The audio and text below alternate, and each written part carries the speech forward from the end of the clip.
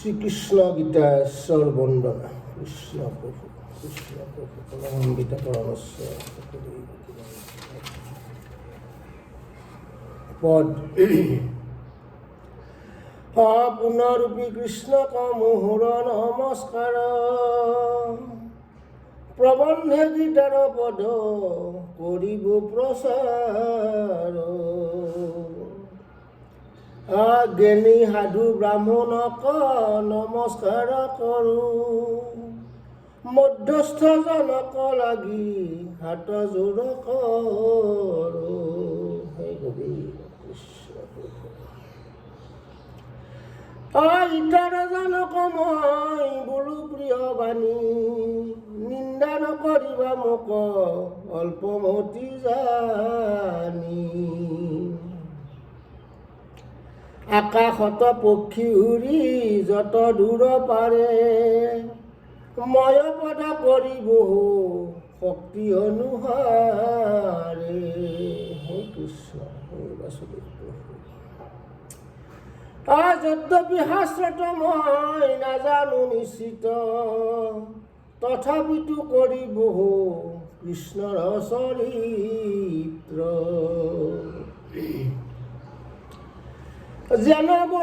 জনবৰি হয় মেঘে গংগাৰ উপৰে মিশ্ৰ জলে মহাপাতকত হন্তে তৰে যেন অগ্নি কেঞ্চা কাষ্ঠ দহি কৰে চাই পাপী জন তৰে যেন সাধু সংগ পায় কৃষ্ণ হৰিক উদ্দেশ্যি যেন অৱশ্য কৰতে তন্ত্ৰ মন্ত্ৰ শ্ৰুতি বেদ তবু তাকনাতে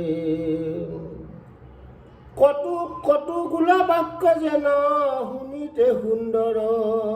কিন্তু জন্ম কৰ্ম গুণ নাহি ঈশ্বৰৰ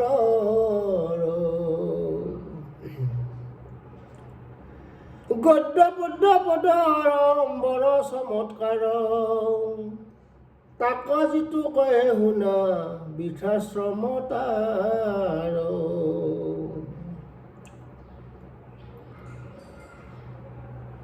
তাক কহি ৰাগি জনে মহাপ্ৰীতি পাই যেনে ব্যংগে আতহিয়া মৰে পানী পায় আৰু বাৰ নমস্কাৰ পদৰ বিন্দত শুনিয়োক গীতাখন হয় যেন মত উপনিষদ বেদ যত ধেনু ৰূপ ভৈল ধনঞ্জয় বৎস জানা দোহক গোপাল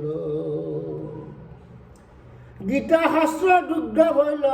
অমৃত সমান পৰম আনন্দে সাধু হবে কৰে পান ঈশ্বৰ বুলন্তময় পৃথিৱীৰ ভাৰ সংসাৰিব মাত্ৰ আৰু যাব পূৰ্ণবাৰ একে যেপা পৃষ্ঠ কলি দুৰ্ঘুৰ সংসাৰ কেনে মতে মোৰ ভক্তে পাইবে উদ্ধাৰ সাক্ষাৎ ঈশ্বৰ জানি বাহা পূৰ্ণ অংশে বিমল মূৰ্তিক ধৰি ব্যক্ত যদু বংশে পাছে কৃষ্ণ অংশ ৰূপ বাক্য কৰি বাজ অৰ্জুনত কহিলন্ত ৰণভূমি মাজ অৰ্জুন নিমিত্ত মাত্ৰ লোক উপকাৰ আক কহি সভক তেজে তৰুক সংসাৰ আপোনাৰ মূৰ্তি গীতা অংশে ব্যক্ত কৰিল সংকেতে কহিলো আতা গীতা নাম হইলা কৃষ্ণ